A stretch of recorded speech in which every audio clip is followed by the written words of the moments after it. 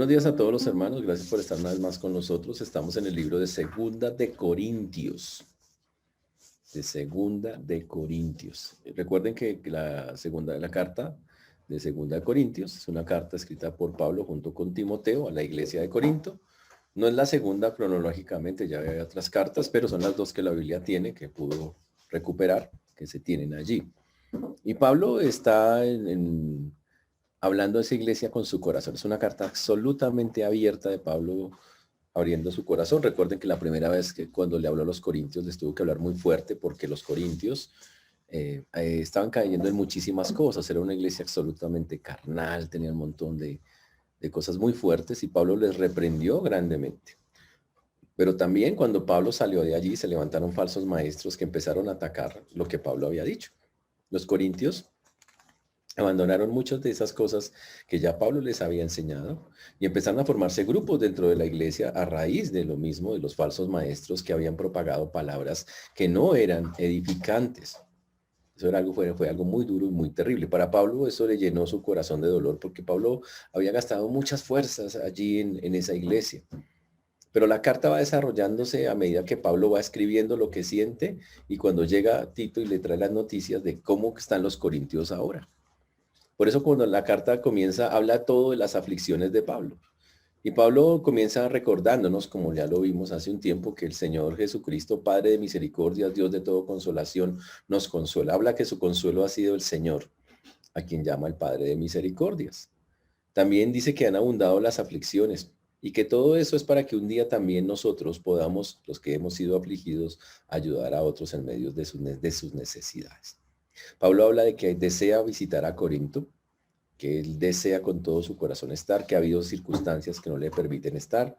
Él está trabajando para una ofrenda a la iglesia de Jerusalén y no ha podido llegar allá. Pero él dice, yo soy un hombre que su sí es sí, en mí no es no. Por eso cuando les escribe la carta en el capítulo 2, él les dice que quiere llegar, pero no con tristeza, no como salió la última vez, triste por cómo se estaban haciendo las cosas y por todo lo que estaba escuchando ahora cuando la gente atacaba a Pablo. No, él quería llegar diferente, con un corazón alegre, a edificarlos. Y ese era el deseo de él. También Pablo nos habla que en la iglesia se enteró de que alguien que estaba disciplinado por mucho tiempo no había terminado la disciplina y dice, ya paren, no más de eso. Y empezó a hablar de lo que es estar triunfantes en Cristo. Y empezó a hablar de que en Cristo nosotros tenemos victorias. Y habló que es una victoria en Cristo. Habló también que estaba siendo atacado su ministerio, diciendo que él no era competente. Por eso él dice en un versículo, no que seamos competentes por nosotros mismos para pensar algo nosotros mismos, sino que nuestra competencia proviene de Dios. Y él hace la aclaración, mi competencia proviene de Dios. Los falsos maestros lo acusaron que a él le gustaba la plata, que él tenía preferencias por los judíos, un montón de cosas. Y toda la carta de 2 Corintios nos ha ido hablando de cómo Pablo defiende su ministerio y diciendo claramente que su ministerio no ha sido oculto ni vergonzoso, que no ha adulterado nada, que todo ha sido de frente y muestra todas las cosas que ha hecho. Él dice que él tiene un tesoro y habla de envuelto en una vasija de barro. Él es la vasija y el tesoro está dentro y el tesoro es el evangelio que él proclama a muchos. También habla de que un día su cuerpo, que es su cuerpo, él siente que se está deshaciendo, pero que Dios tiene un edificio no hecho de manos humanas. Y que tenemos un ministerio, que fue lo más interesante de toda la historia.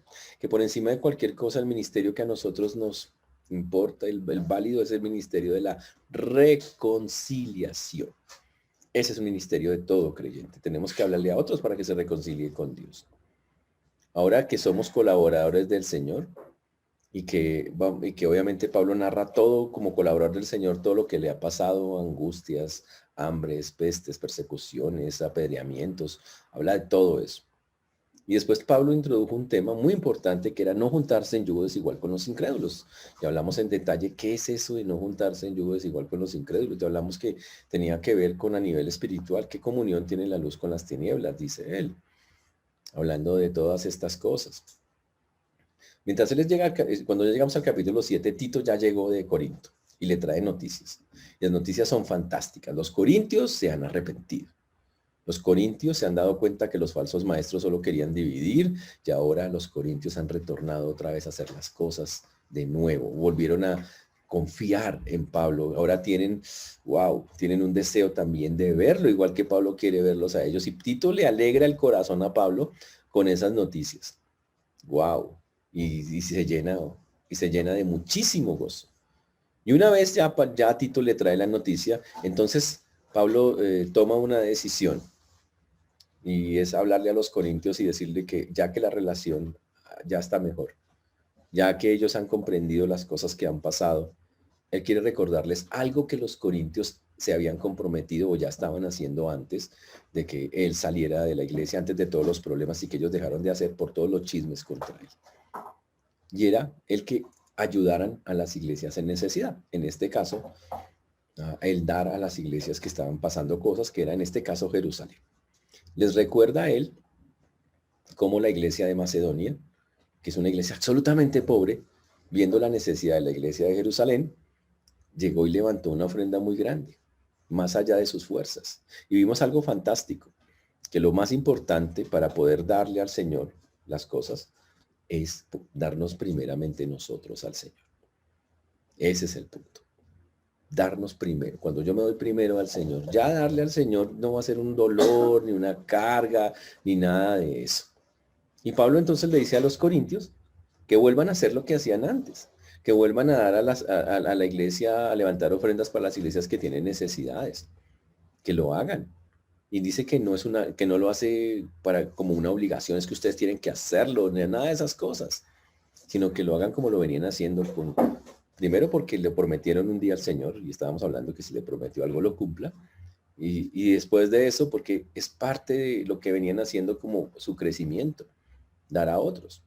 Y es cuando llegamos nosotros ya a los versículos a 2 Corintios capítulo 8, que es donde estamos nosotros actualmente, llegando ya al versículo 15 diciendo, como está escrito, el que recogió mucho no tuvo más y el que poco no tuvo menos. Hablando de que ellos dieron de la abundancia de los, sobre todo les pone de ejemplo a los macedonios, le dice, mire, ellos dieron y nunca les faltó nada. Dieron en la medida que se dé. Y nos dio unas pautas sobre lo que es dar en el Señor. En un mundo lleno de iglesias que a veces lo único que piden es plata y cosas así, la Biblia tiene pautas muy puntuales de qué es dar al Señor y estuvimos hablando de algunas de esas pautas y obviamente todo el capítulo 8 y 9 siguen hablando de eso. Y por eso estamos hablando específicamente de este tema.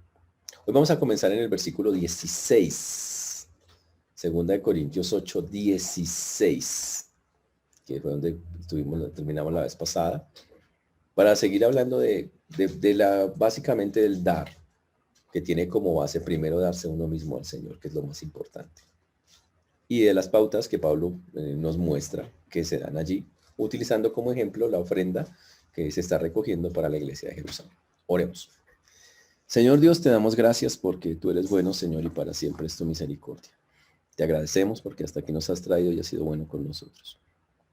Solo tú tienes palabras de vida eterna, Señor. Te pedimos perdón por pensamientos, palabras, acciones que no te han glorificado, Dios. Pedimos que quitemos todo eso de nuestra mente, de nuestro corazón, para poder estar limpios delante tuyo y poder hablar con claridad tu palabra y poder recibirla también. Ayúdanos, Dios, para que lo que vamos a aprender hoy, el corazón esté humilde para recibirlo y dispuesto para practicarlo. Ten misericordia a todos los que nos escuchan y de tu siervo quien habla en Cristo Jesús. Amén y amén. Cuando llegamos al versículo 16, Pablo continúa con la historia. La historia era que Tito le traía las noticias, Pablo se alegra tremendamente. Ahora Pablo le dice a Tito, hermano, vamos a seguir adelante con el proyecto. Corinto estaba participando antes, que vuelva a participar Corinto. Y por eso dice el versículo 16, pero gracias a Dios que puso en el corazón de Tito la misma solicitud por vosotros. Pues a la verdad recibió la exhortación, pero estando también muy solícito por su propia voluntad, partió para ir a vosotros.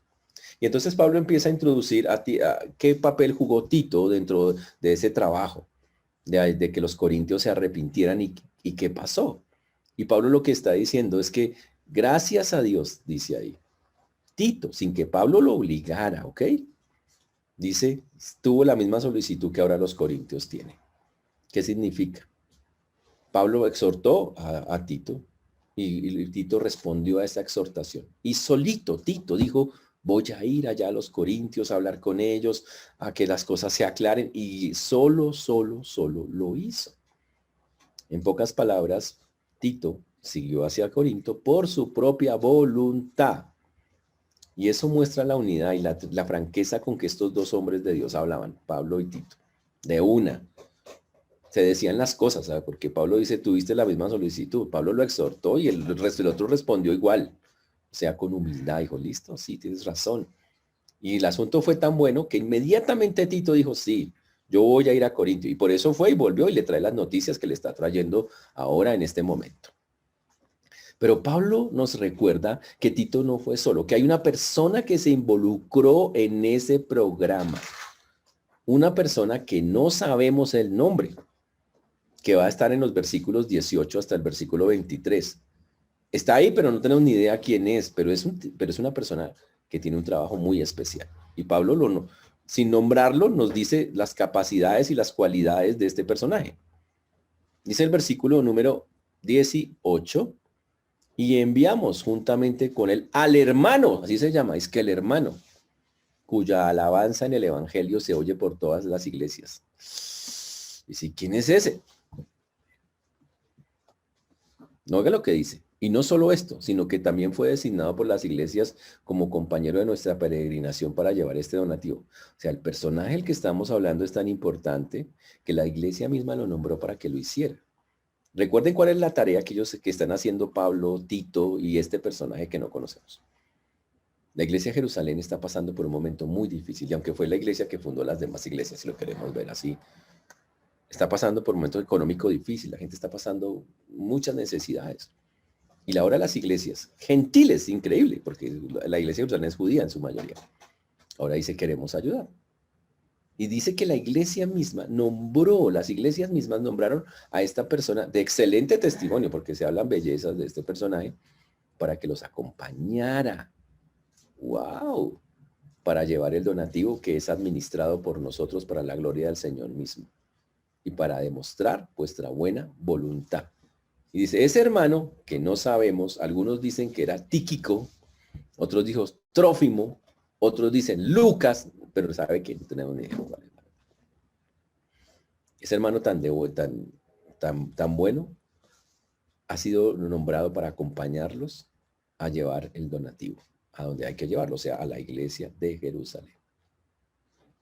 Dice que aquí hay algo interesante. La plata que recolectan, dice ahí, se recoge para la gloria del Señor mismo, dice el texto. Y eso es un principio que hoy se viola en muchos lugares. Hoy en muchos lugares, que vamos a hablar de eso, porque Pablo, increíble, pero hay una denuncia específicamente sobre eso. Hoy en muchos lugares la codicia de los pseudopastores hace que pidan y pidan y pidan y pidan plata, no para la gloria del Señor mismo como esta ofrenda que se está recogiendo, sino para la gloria de ellos mismos, para que ellos se enriquezcan. Por eso Pablo hace la aclaración.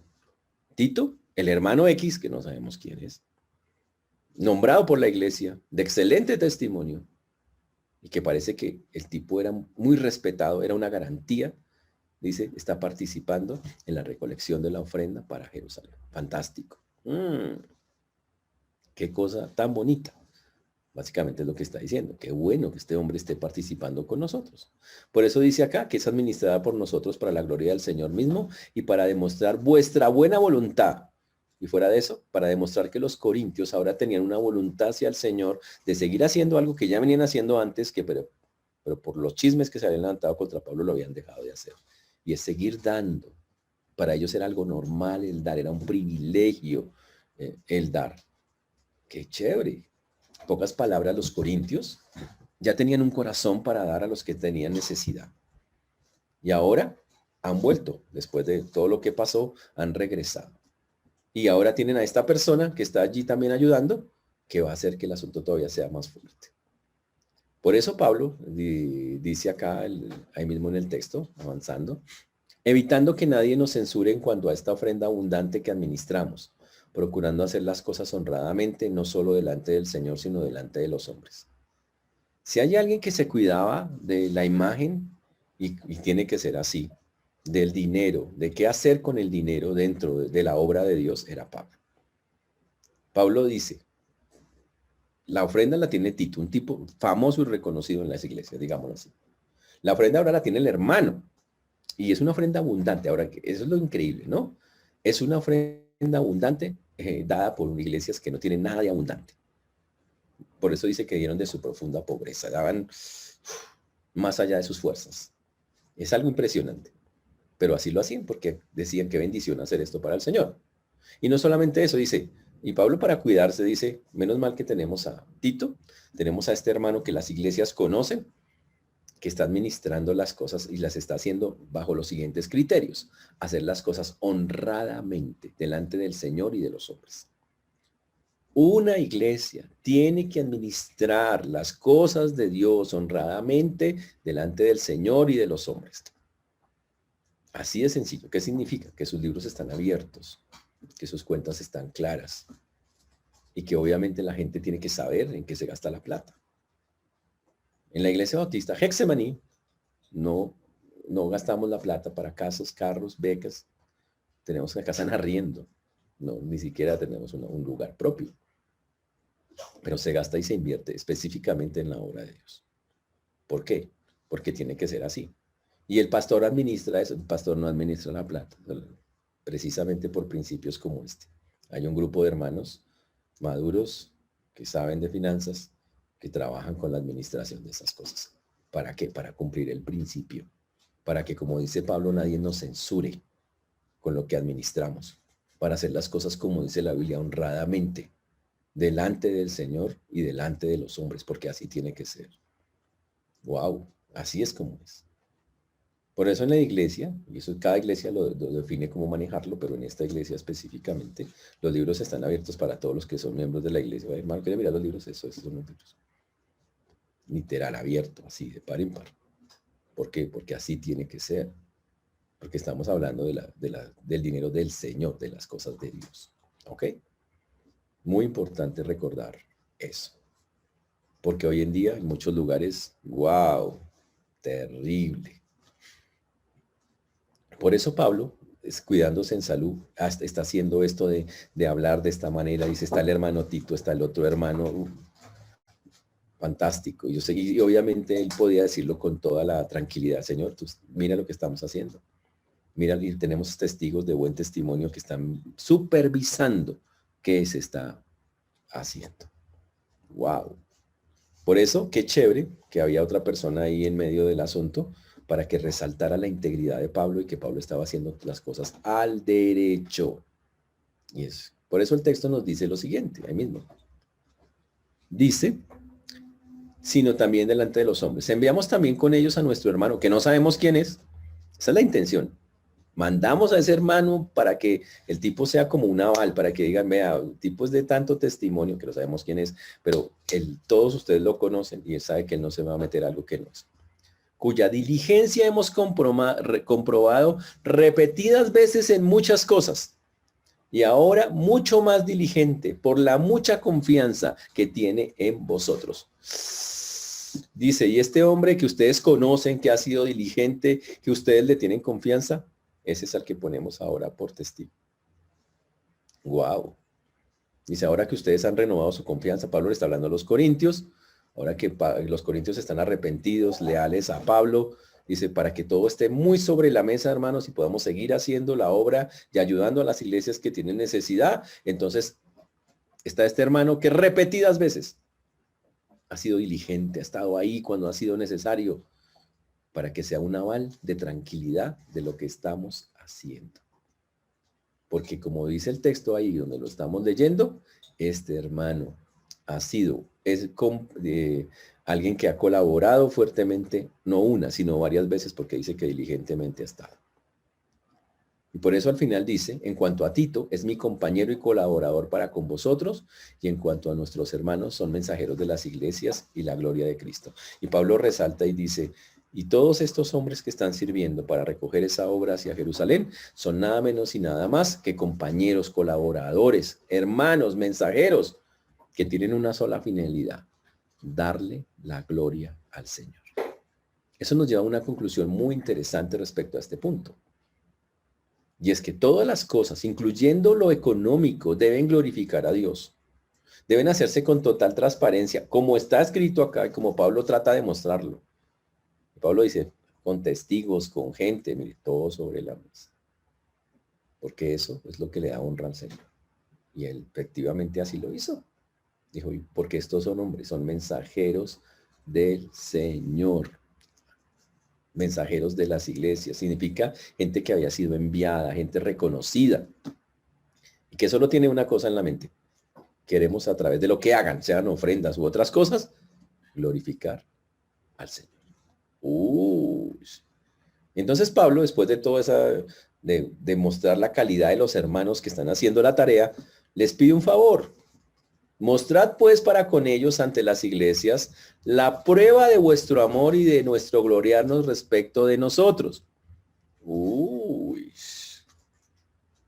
¿Qué quiere decir? Ahora que los corintios iban a participar, dice, ahora ellos, que son los encargados, van a estar allá. Yo espero que cuando ellos estén allá, ustedes muestren su amor a ellos y a las iglesias. Eso es básicamente lo que le dice. Ahora que ya ustedes han cambiado su corazón, que están arrepentidos, corintios, ellos van en camino, van a recogerla, todavía no lo habían hecho. Dice, quiero que ustedes muestren de verdad ese amor que tienen, que han tenido siempre. La prueba de su amor es que obedecían, básicamente.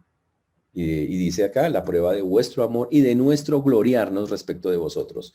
Y dice, y por otro lado, de que nosotros podamos gozarnos sabiendo los corintios, qué increíble iglesia. Comenzó tan inmadura y tan carnal y ahora nos podemos gloriar en ella por mira todo Dios lo que ha hecho en ellos. Y eso es fantástico. Cuando llegamos al capítulo 9, ya pasamos al capítulo número 9 ahí en el texto, dice, cuando a la administración para los santos es por demás que yo escriba, pues conozco vuestra buena voluntad, de la cual yo me glorío entre los de Macedonia, que acá ya está preparada desde el año pasado, y vuestro celo ha estimulado a la mayoría.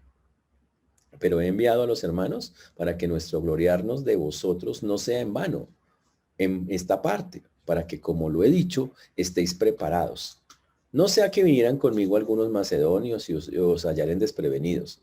Nos avergoncemos nosotros, por no decir vosotros, de esta nuestra confianza. Y Pablo entonces, siguiendo con el tema, porque Pablo quiso dejar esto súper claro con el asunto, Pablo ahora le quiere recordar a los corintios que él tiene una confianza profunda en ellos. Dice, yo sé que ustedes saben servir, ministrar a los santos. Dice, es que es más, ni es por demás que yo escribo. O sea, estoy haciendo una redundancia. Ustedes son gente que sirve a los santos. Y explica por qué los corintios tienen eso. Dice, porque ustedes tienen una excelente voluntad con la gente. Ustedes tienen eso. A ustedes les encanta servir a las personas. Dice, ¿y sabe qué? Yo le cuento eso a los de Macedonia, a los de toda esa región en Macedonia, en Acaya, dice, yo les cuento, yo me glorío. Y dice, si sabe cómo son los corintios, tienen un corazón, porque conozco su buena voluntad, sus buenos deseos para con el Señor. Dice acá, y dice acá, lo que yo me glorío entre los de Macedonia, que acá ya está preparada desde el año pasado, y vuestro celo ha estimulado a la mayoría. Y está diciendo que Pablo le dice a los corintios que lo que ellos hacen, la forma en que ellos tienen esa voluntad, ha estimulado a las iglesias de esa región de Acaya, a la región donde está Macedonia. Dice, los ha estimulado para que, wow, qué chévere, queremos hacer lo mismo que los corintios hacen. En pocas palabras, Pablo está diciendo que esa iglesia que comenzó en la carnalidad, que tenía tantos problemas, tantas cosas, que agarró las cosas de Dios a través de Pablo, que después llegaron los falsos maestros, se contaminó, que ahora se corrigió, que está arrepentida, es una iglesia que es un modelo de cómo hacer las cosas para ayudar a los otros, a los necesitados. Y eso es lo que les está diciendo. Y aclara, pero he enviado a los hermanos para que nuestro gloriarnos de vosotros no sea en vano en esta parte.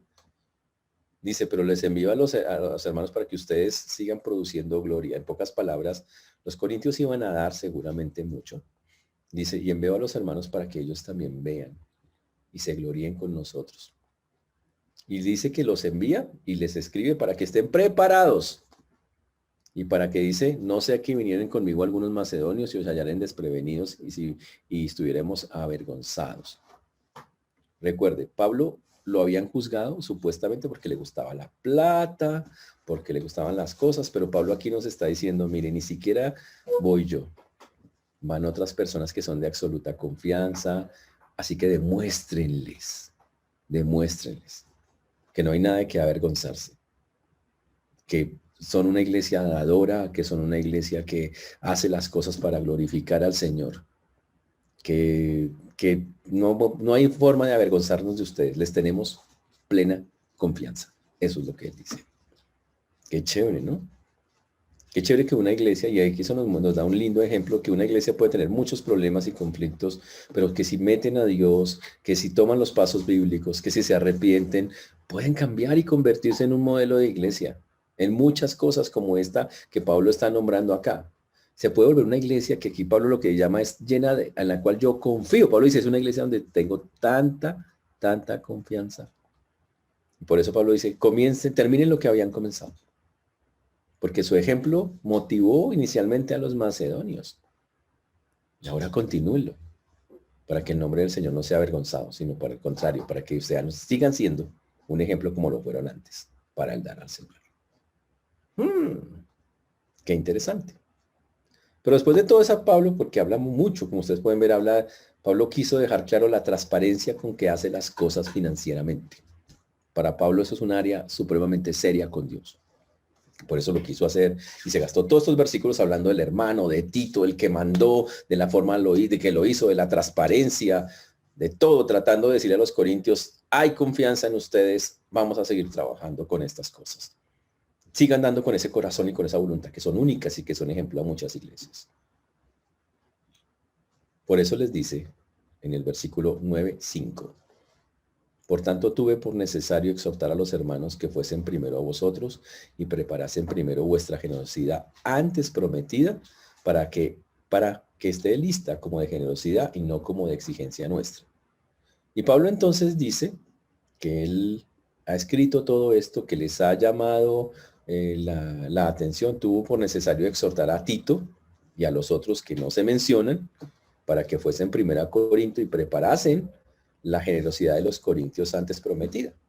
Ahora Pablo dice, y por eso envía a los hermanos para que ustedes estén listos, para que esa generosidad que ustedes tienen, que parece que era muy grande, que ya estaba prometida desde antes, sea recogida. Y Pablo dice, por eso los envié, los exhorté, la intención de haber enviado a los hermanos era para que ustedes pudieran comprender, y gracias a Dios que comprendieron, se arrepintieron, y que ya eso está andando, ya está listo.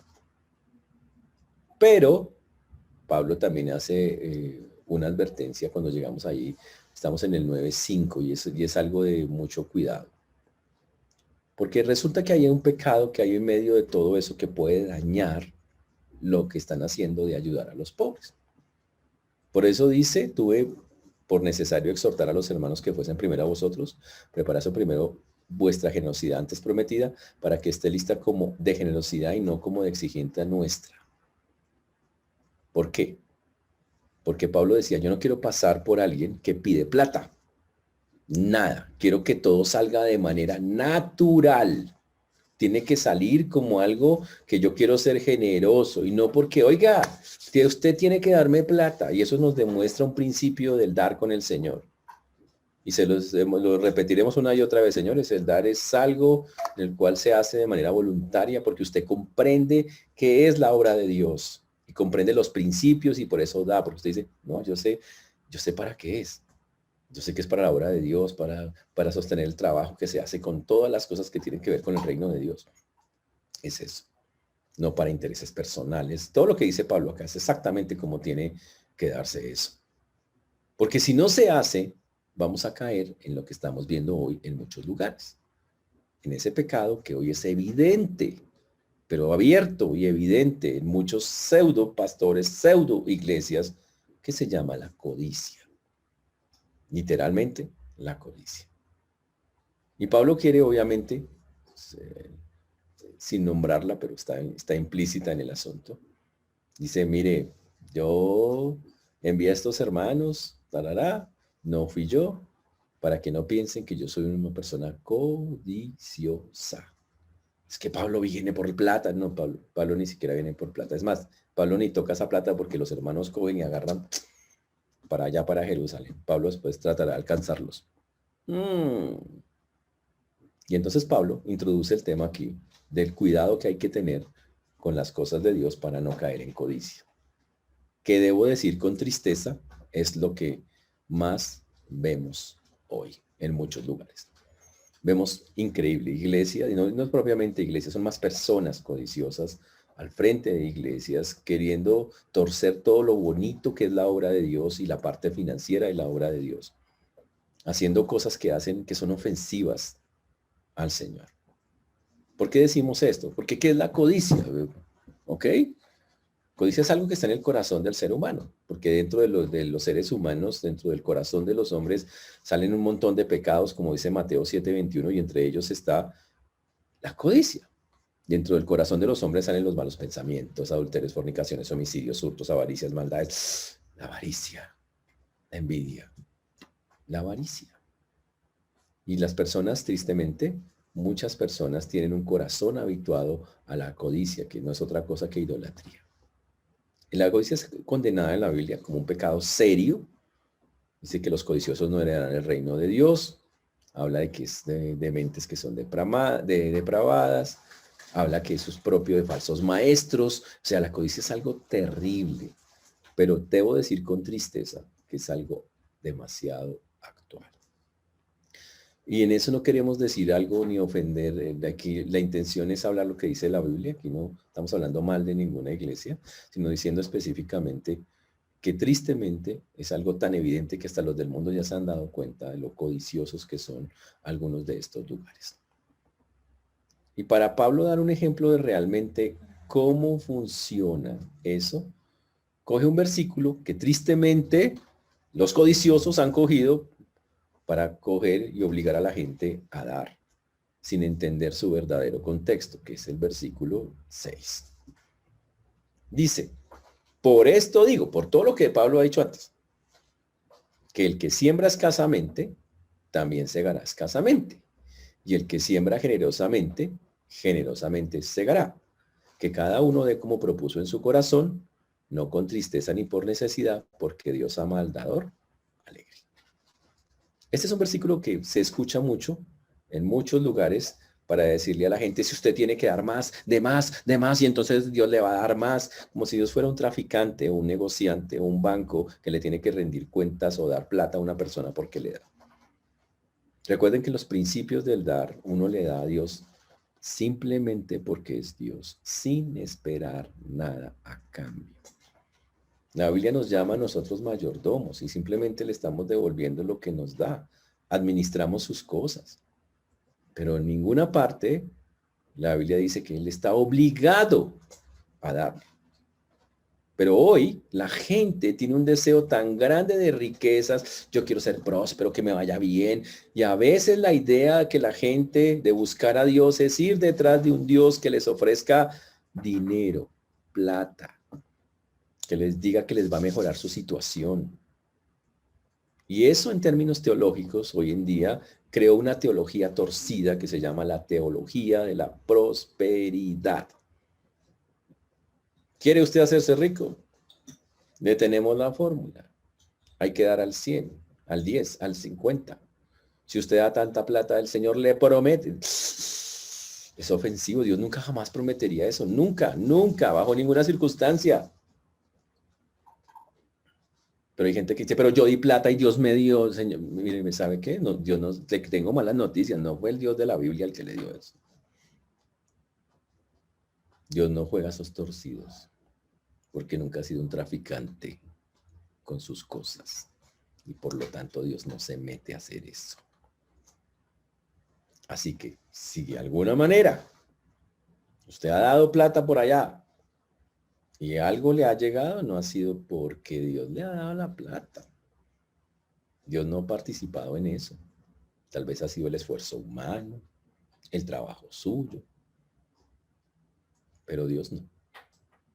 Ojo con eso. Pero la iglesia de hoy, mucha parte, tristemente, se ha vuelto materialista, humanista, mundana en ese aspecto. Y creen que la riqueza es la Esa es la forma de mostrar las bendiciones gigantes que recibo de Dios. Si soy rico, Dios me está bendiciendo. Y si no tengo tanto, Dios no me está bendiciendo. Y supuestamente que, según eso, si entre más plata tenga, supuestamente el pastor, el predicador, entonces ese tipo, uy, Dios lo quiere más y por eso Dios le da tanto. ¿Y quién dijo eso? Eso es retorcido, es una idea totalmente sacada de contexto.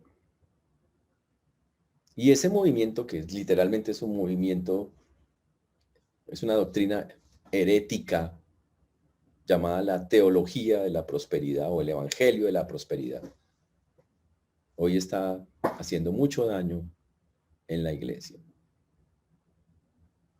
Ellos dicen que lo que Dios quiere es que todos seamos muy ricos de plata porque Él es el rey de reyes y señor de señores, supuestamente. Y obvio, Dios es el rey de reyes, señor de señores, pero eso no es no en ese sentido de que nos va a dar plata. Y dice que hay que reclamar la promesa, Señor, bendíceme ahora, soy tu hijo, tu siervo. Tú me llamaste a ser cabeza y no cola, dicen las bellezas. Y dicen que entre más cosas usted le da a Dios, incluyendo, eso incluye televisores, neveras, lavadoras, secadoras, joyas. Dios a usted le va a devolver, le va a multiplicar.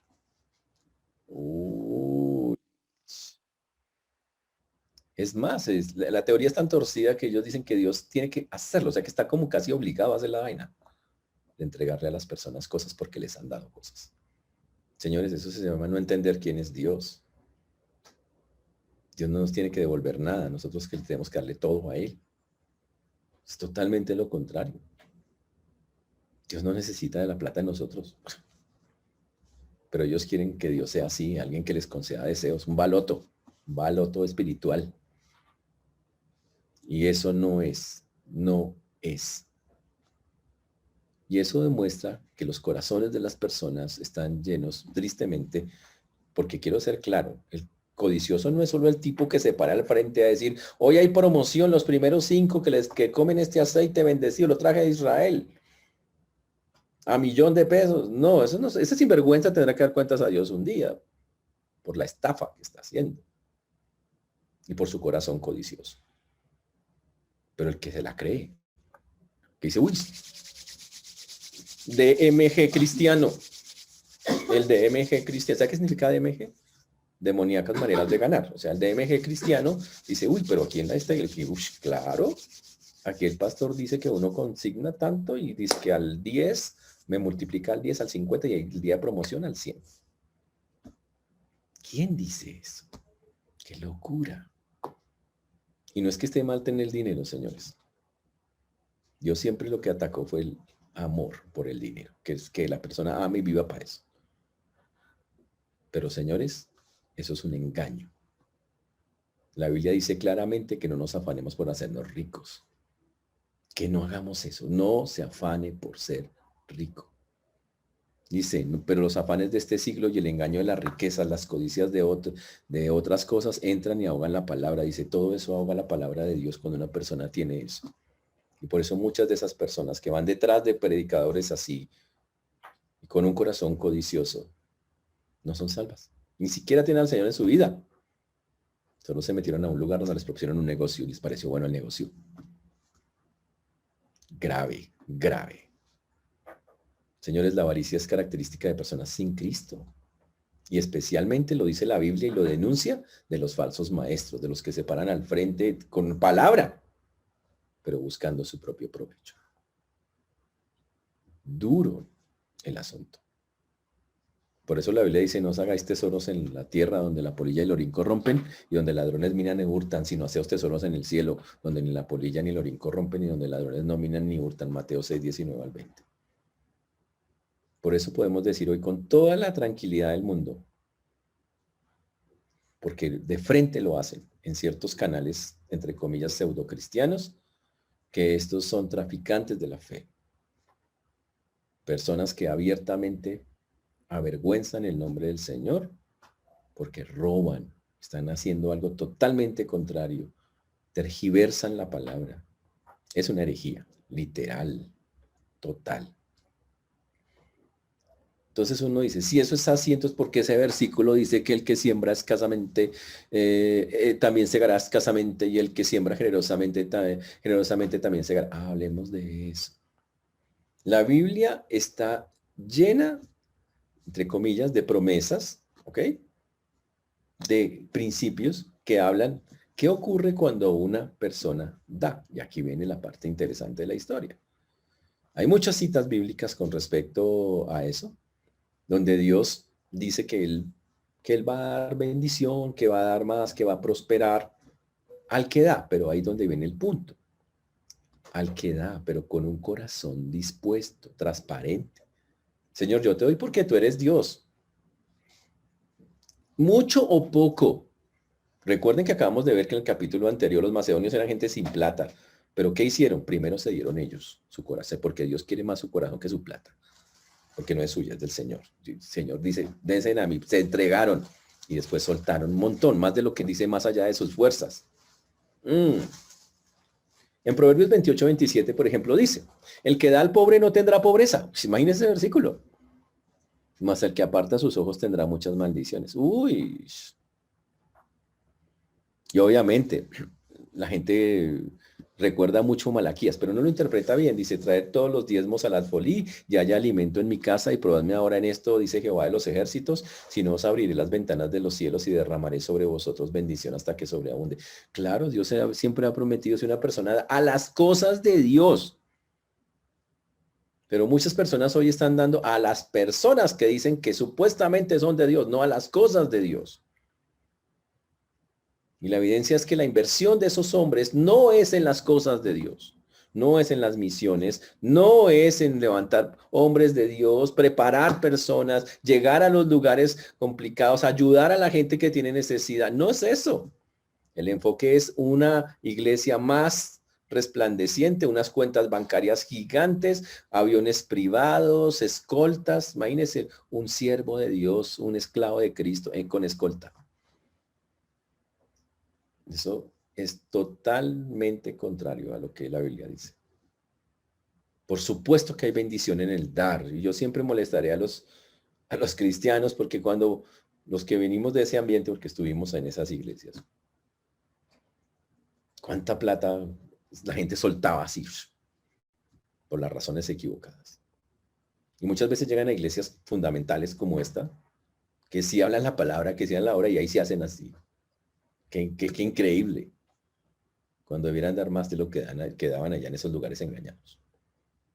Pero nosotros no pedimos dinero, porque como dijo Pablo acá, esto es algo que se hace voluntariamente. Porque usted dice, no, es que hay que hacer la obra de Dios, hermano.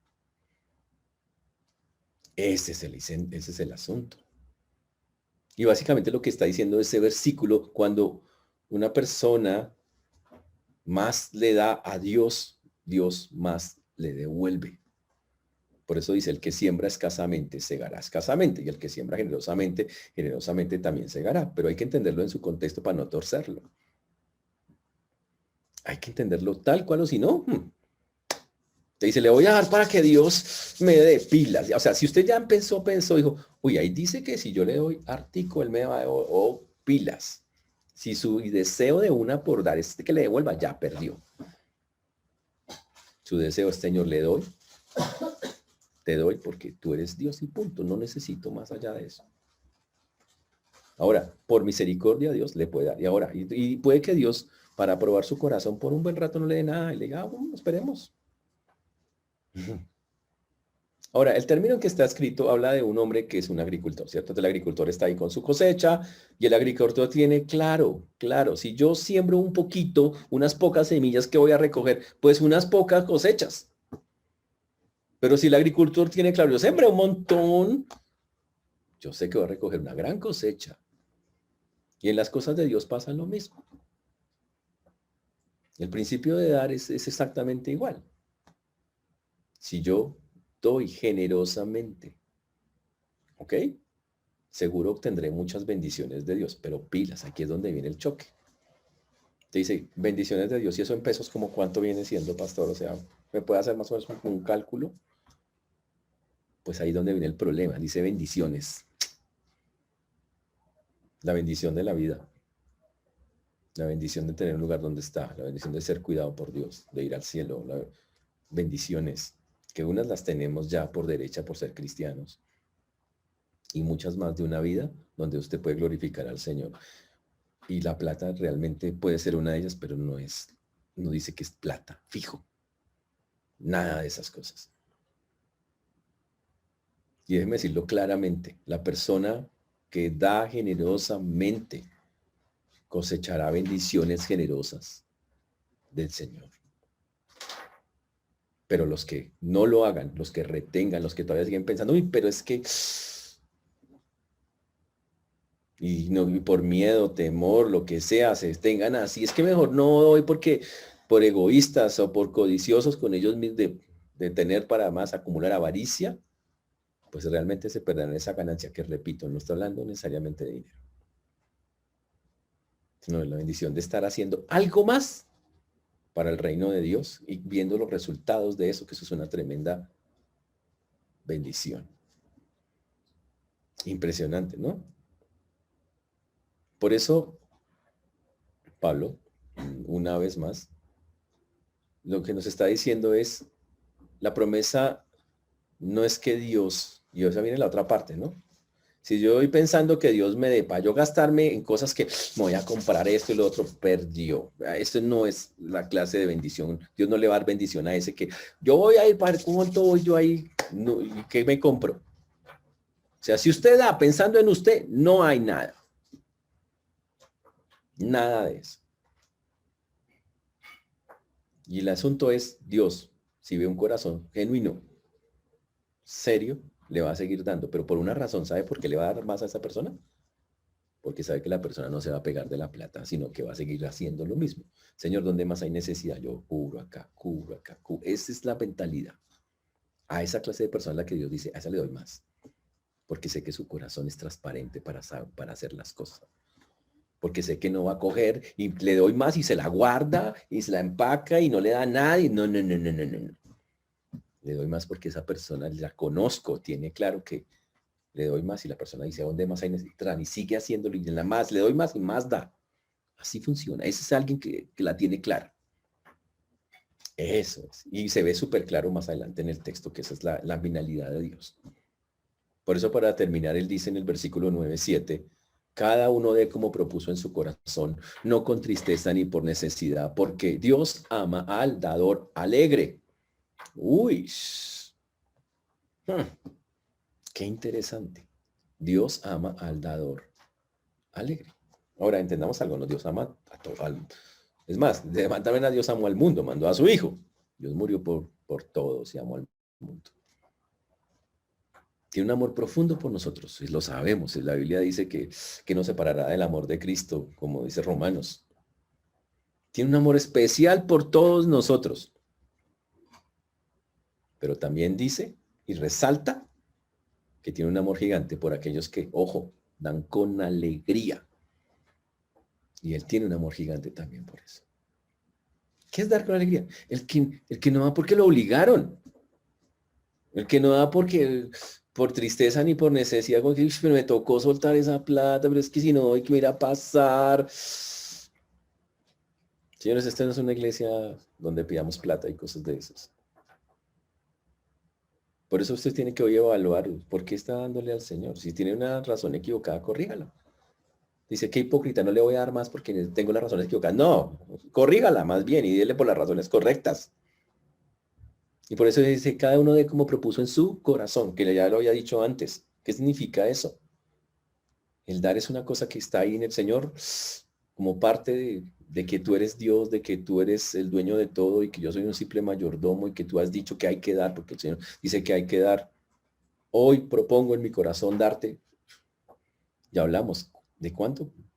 Muchos proponen, te voy a dar el diezmo, Señor. O sea, un 10%, otros el 11, el 15. Cada quien lo hace así. Y ojo, y aquí viene un punto, dice, no con tristeza. No como que, uy, pero me tocó y ahora, ay, qué vaina, esa plática ya no cuento con ella y ahora, ¿qué será? Ah, o por necesidad. Pues yo le doy porque es que si no le doy después, quién sabe cuántas maldiciones. Es que en esa iglesia me dijeron que me iban. Mire, hermano, lo vamos a hacer claritos. No existe el espíritu de ruina. Existen malos administradores en las cosas de Dios. Eso que quede claro. No dice, no, es que es la ruina, el espíritu de ruina ha estado sobre mi casa porque no di plata. No. Es que usted ha administrado mal, hermano. No hay ningún espíritu. Es una mala mayordomía, se llama en la Biblia. Dice acá, Dios ama al dador alegre. Al dador que está feliz, el que dice, Señor, estoy contento, pude dar en esto, pude ayudar en esto, qué bonito dar en esto. El que ha entendido qué privilegio es dar, qué alegría poder hacerlo. Dios dice, ¿saben qué? Amo a personas así, dice el Señor, que han entendido eso, que tienen un corazón limpio, que no me dan para sacarme, que entienden que dar es parte de la adoración. ¿Sabe qué es adorar? Darle a Dios sin esperar nada a cambio. Y dar es parte de la adoración. Así, Señor, para ti. Pero él dice, Pablo vuelve y pone la regla. Cada uno de como propuso en su corazón. Ya habíamos visto que cada primer día de la semana ponga aparte algo, significa en 1 Corintios. ¿Y qué significa? Que es una decisión que usted habla con Dios, Señor, en su corazón. ¿Qué cuánto debe ser? La gente siempre pregunta, pastor, ¿cuánto es? ¿Cuánto es? Yo les digo, si tiene un corazón alegre, si tiene un corazón dadivoso, que ama a Dios, que dice acá, que dice que Dios ama al dador alegre, que no es por necesidad, que usted no lo hace por tristeza, que en verdad no es forzoso, sino que es algo que usted dice, hay que hacerlo para la gloria del Señor. Seguro usted le dará muchísimo más que un diezmo, porque el diezmo era obligado para el pueblo de Israel, obligado. Esa era la necesidad, le tocaba, le figuraba. Y las ofrendas eran obligatorias, así que no había salida. Pero usted teniendo libertad y siendo seguro, no, solo lo digo así, seguro será mucho más que eso. Pero una cosa muy importante acá. No solamente no es forzado, es algo que usted planea. Muchas veces, ¿se acuerda cuando nos congregábamos todos ahí en los sitios donde estábamos todos ahí? Llegaban los famosos ujieres a recogerlo con la ofrenda. Y le pregunto, ¿usted ya tenía la ofrenda preparada? ¿O usted dice, ¡ay! Empezaba a meter la mano a ver qué salía. Espere, miro, ese billete, no, espere, esa cara es como la de Bolívar o ese Santander, ¿ese quién es? Ese es García Márquez. Uy, no, García Márquez no puede ser, no puedo sacarlo aquí. Así no es. Pablo dice, mire, el dador alegre dice, Señor, ya estoy planeando, o sea, planea, así como usted planea salir a pasear y va, Señor, no, yo tengo que guardar esto para ti. Y el día que hay que llevarlo, lo llevo. Es básicamente eso. Porque usted lo ha propuesto, lo ha planeado con él. ¿Ok? Y lo da con alegría. Sistemáticamente, constantemente, Señor, hay que hacerlo, hay que hacerlo, hay que hacerlo, hay que hacerlo. Ese es el sentido correcto de esta porción de la Escritura. Por eso, mire, muy sencillo, y en eso no tengo ningún problema en decirlo. Si nos estás escuchando y estás en un lugar, porque también ustedes pueden oír estas predicaciones después. O alguien vino acá de casualidad y nos está visitando hoy. Y estás en un lugar así. Huye de Babilonia, dice la Biblia, salga de ahí. ¿Qué hace ahí? No, lo que pasa es que el pastor ha sido tan buena gente, le dicen el hermanito corazón, es tan bella persona. Pues igual cuando sus escoltas me dejan hablar con él, es súper buena persona, en serio, de verdad. Es un tipo súper bien. Y lo he visitado ya en la finca que tiene allí. También es la otra vez, estuvimos también en la otra finca que tiene por allá y estuvimos en... Y tiene una cadena de curecitas así, lo más de chévere, como así, curecita nomás de eso. ¿Qué hace allá? ¿No puede ver qué está haciendo la persona con la plata? ¿Creen que un siervo de Dios puede vivir así? No es que viva mal. Pero la ostentación no es una característica de los siervos del Señor. Pero más terrible todavía, que cada domingo o muy constantemente esté al frente diciéndole a la gente que Dios les va a dar. En la medida que den, cuando eso no es lo que dice la Biblia. Prometiendo cosas que no son, torciendo la Escritura y blasfemando, porque eso básicamente es una herejía, decirse una cosa así. huya. Se lo digo de frente, huya. Porque no es así. Pero por otro lado, si usted no está dando, o no está dando como debe hacerlo, ore al Señor también por eso. No porque aquí le llevemos un control, porque aquí no le llevamos el control a nadie. Es una cosa entre usted y Dios, pero hable con Dios y corríjalo. Porque eso sí se cumple. Si le das poco a Dios, poco recibirás. Pero por mal mayordomo. Muy distinto, no por maldición de nadie, nada. Es porque no has entendido el principio con Dios. Y ojalá todos lleguemos a entender esto de tal manera que lleguemos y planifiquemos, hablemos con Dios, Señor, voy a empezar con esto, voy a dar así, y que lo hagan con gozo, y no forzados, sino porque les toca nada, sino felices de poder colaborar y engrandecer el reino del Señor. Y quiero dejar esto muy claro porque yo sé que en como Pablo lo mostró, es un tema súper delicado. Por eso Pablo, cuando llevó esa ofrenda, lo hizo como con tantas cosas alrededor para que todo quedara sobre la mesa. Y nosotros también queremos como iglesia dejar esto sobre la mesa. Esta iglesia solo depende de diezmos y ofrendas, de nada más. Así nos hemos sostenido durante todos estos años y lo seguiremos siendo así. Y nunca hemos coaccionado a la gente para que dé, porque sabemos que no, la Biblia dice que eso no se puede, no se debe hacer, no es bíblico. Pero sí les podemos decir que cada uno de ustedes evalúe su corazón si lo está haciendo como debe ser. Que si no es así, lo corrija con el Señor. No por nosotros, sino por la obra de Dios y por la cantidad de cosas que tenemos por hacer. Y en este punto es cuando quiero decir lo siguiente: la iglesia, por la misericordia de Dios, a pesar de las pandemias y de las cosas, ha seguido sosteniendo. Y tiene planes, proyectos. Y nuestro próximo proyecto, señores, es la Visión 2030. Abrir 60 iglesias junto con todas las otras iglesias, que no somos muchas, por eso toca abrirlas. Bautistas fundamentales, de sana doctrina. 60 iglesias en Bogotá o cerca de Bogotá, o en total la mayoría en Bogotá, aquí al año 2030. Para eso necesitaremos siervos, pastores, misioneros, evangelistas, gente que, y repito, se dé primeramente. En pocas palabras, lo queremos que usted se ofrende. ¿Está claro? Pero también necesitamos que en la medida que Dios le dé, también ofrenden conforme está acá, porque la obra de Dios se hace con personas que dan, para que otros también puedan ir, si no va usted. Y por eso lo animamos a que tome con toda la seriedad con la que estamos transmitiendo esto, lo que es el privilegio, conforme lo enseña el Señor, de ser un dador alegre con Él. Que Dios nos ayude, hermanos, que podamos tomar las decisiones correctas en esto, para que glorifiquemos el nombre del Señor. Y que recordemos, el Señor viene pronto. El Señor viene pronto, y que nos encuentre haciendo y practicando lo que Él nos ha enseñado a través de su palabra. Oremos. Señor Dios, te damos gracias porque tú eres bueno, Señor, y para siempre es tu misericordia. Te agradecemos porque hasta aquí nos has traído y has sido bueno con nosotros. Gracias porque siempre nos has proveído, Señor. En todas las formas, en muchas maneras. Me has utilizado cientos de personas, creyentes y no creyentes, para hacerlo. Porque esa es tu mano, tú sostienes.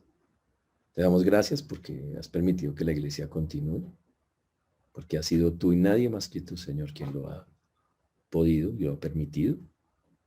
Te rogamos para que en esto seamos transparentes, sabios, y para que cada persona cumpla con el plan y el propósito que tú tienes, Señor, de que sean buenos, de que seamos todos buenos mayordomos tuyos. Ponemos esta tu palabra y ayúdanos a hacerla real, y como todas, Señor, a que sea una práctica que glorifique tu nombre. Te damos gracias, Padre, en el nombre de Jesús. Amén.